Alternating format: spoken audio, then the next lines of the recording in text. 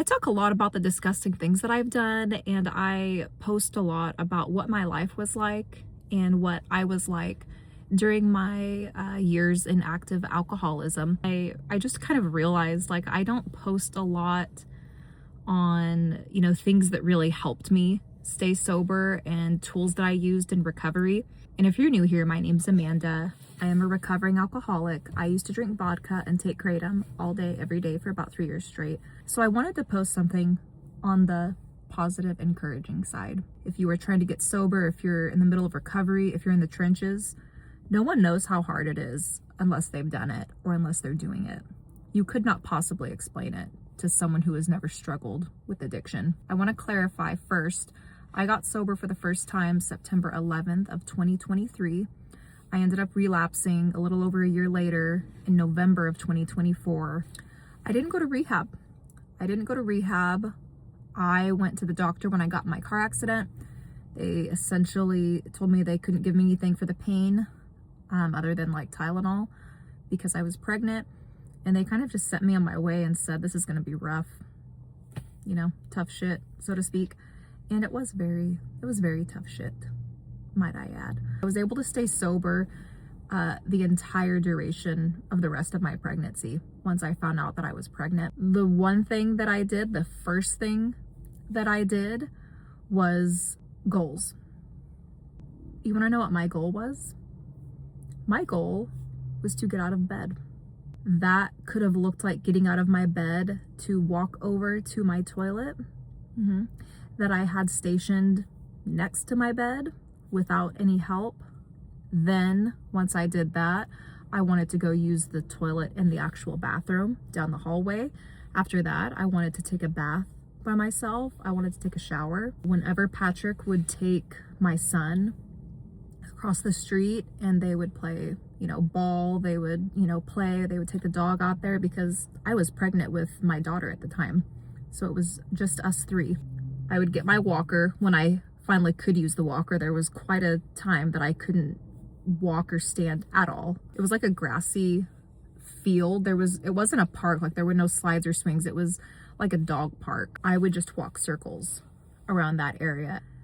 But I remember just being humiliated that I was using a walker, walking at about a snail's pace in my big pajamas, looking like I don't know what. Like my life is just like, what do I even say about it?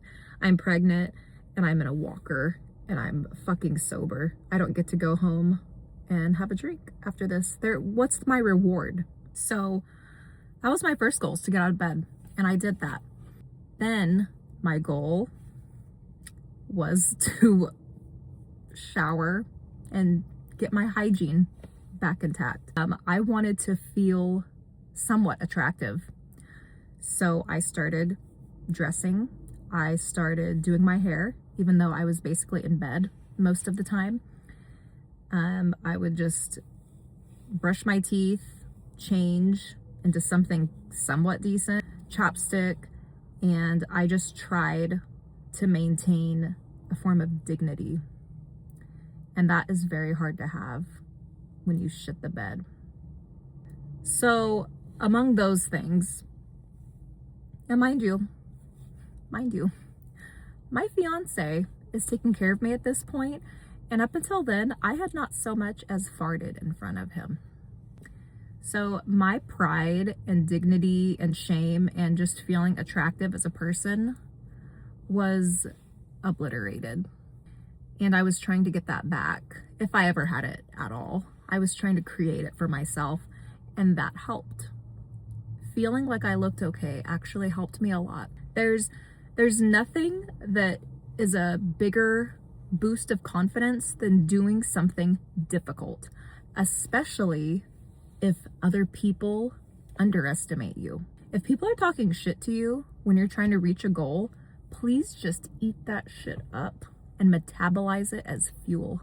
Because let me tell you, when you accomplish a goal that you set for yourself, no matter how big or small, it is euphoric. I just kept making goals for myself. I said to myself, after my daughter was born, we live in this tiny bedroom.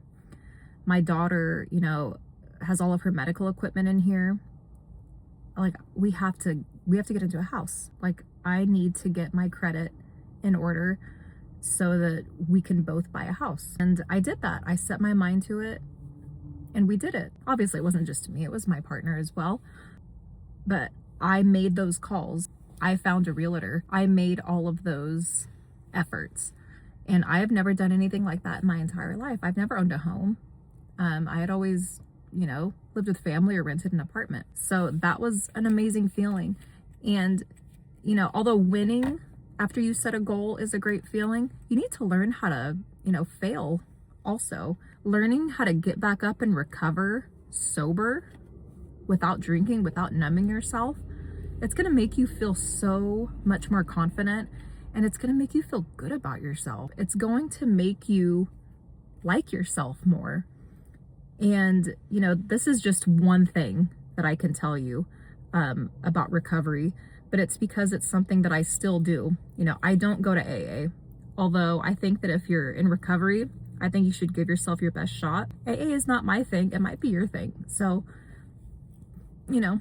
some say don't knock it till you try it. If you want to try it, try it. If you like it, keep going. If you don't, then don't.